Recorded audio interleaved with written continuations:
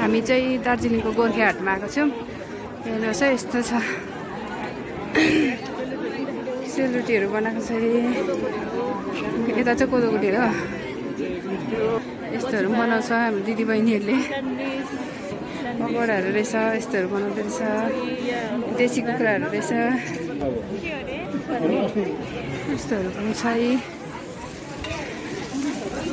चियापत्तीहरू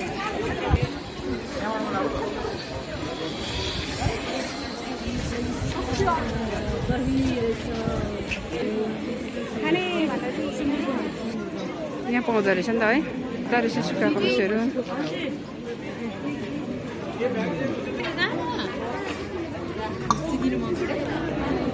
यहाँ बुनेकोहरू पाउँदो रहेछ। ए यहाँ ढुङ्गामा पोल्दो रहेछ नि त। यहाँ पनि पोल्दो रहेछ यसरी सेको आउँदो रहेछ नि त पुरा। सब्जी रहेछ यहाँनिर चाहिँ लोकल रहेछ है। यस्तोहरू पाउँदो रहेछ। खानुहुन्छ भने बुनेकोहरू रहेछ मजाले बुनेको रहेछ हौ।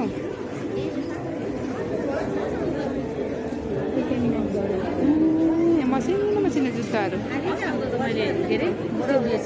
यहाँ हेर्नु न जुत्ता यस्तोहरू पनि छ यहाँ।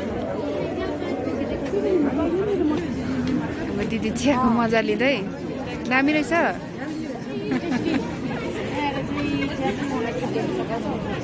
हो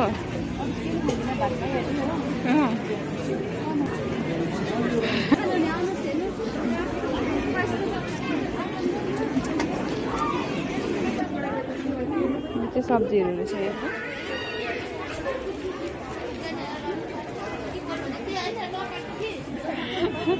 उता हेरिरहेछु म चाहिँ हो।